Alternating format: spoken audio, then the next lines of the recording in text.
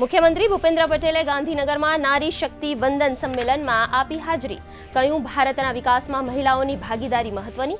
તો નાયબ મુખ્યમંત્રીએ અમદાવાદમાં નારી શક્તિ વંદન સંમેલનમાં હાજરી આપી મહિલાઓની સક્રિય ભાગીદારી દ્વારા વિકસિત ભારત એટ 2047ના સંકલ્પને સાકાર કરવા કર્યું આહ્વાન.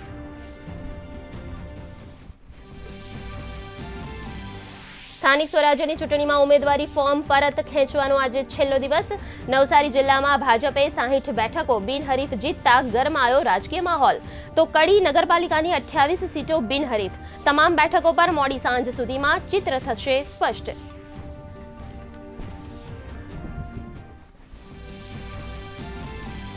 રાજ્યમાં સ્થાનિક સ્વરાજ્યની ચૂંટણીઓનો ધમધમાટ. ભાજપ પ્રદેશ અધ્યક્ષ જગદીશ વિશ્વકર્માએ અમરેલીમાં કાર્યકર્તાઓ સાથે યોજી બેઠક. જામનગરમાં મંત્રી અર્જુન મોઢવાડિયાએ જાહેર કર્યો ભાજપનો સંકલ્પપત્ર. તો અમરેલીમાં કોંગ્રેસે રજૂ કર્યો જનવિજય સંકલ્પપત્ર.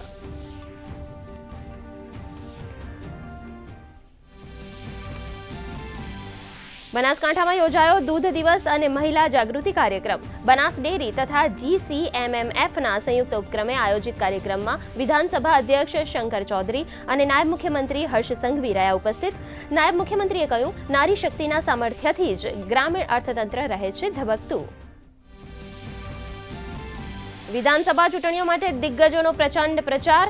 પ્રધાનમંત્રીનો તામિલનાડુના નાગરકોઇલમાં NDA ઉમેદવારોના સમર્થનમાં રોડ શો. તો કેન્દ્રીય મંત્રી અમિત શાહે દાર્જિલિંગમાં જનસભાને વર્ચ્યુઅલી સંબોધી TMC પર કર્યા પ્રહાર. તો TMC નેતા મમતા બેનર્જીની સિલિગુડીમાં કરશે જનસભા.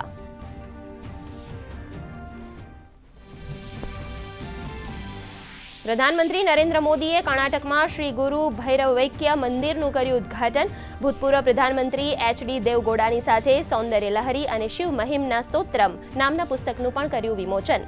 પ્રધાનમંત્રીએ સભા સંબોધનમાં કહ્યું, ભારત હજારો વર્ષોથી ચાલી આવતી જીવંત સભ્યતા. બિહારમાં સમ્રાટ ચૌધરી બન્યા ભાજપના પ્રથમ મુખ્યમંત્રી. પટનાના લોકભવનમાં લીધા મુખ્યમંત્રીના પદના શપથ. JDUના વિજય ચૌધરી અને બિજેન્દ્ર પ્રસાદ યાદવે ડેપ્યુટી CM તરીકે લીધા શપથ. નીતિશ કુમારે નવી સરકારને સહયોગ આપવાનું આપ્યું વચન.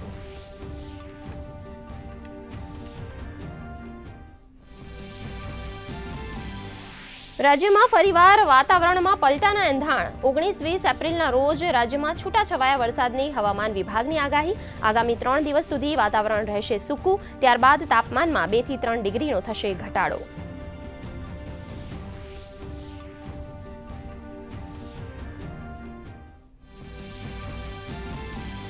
IPLમાં આજે રોયલ ચેલેન્જર્સ બેંગલુરુ અને લખનઉ સુપર જાયન્ટ્સ વચ્ચે મેચ. RCB પોઈન્ટ ટેબલમાં ત્રીજા તો લખનઉ 7મા ક્રમે. RCB મેચ જીતીને ટેબલ ટોપર બનવાની તક.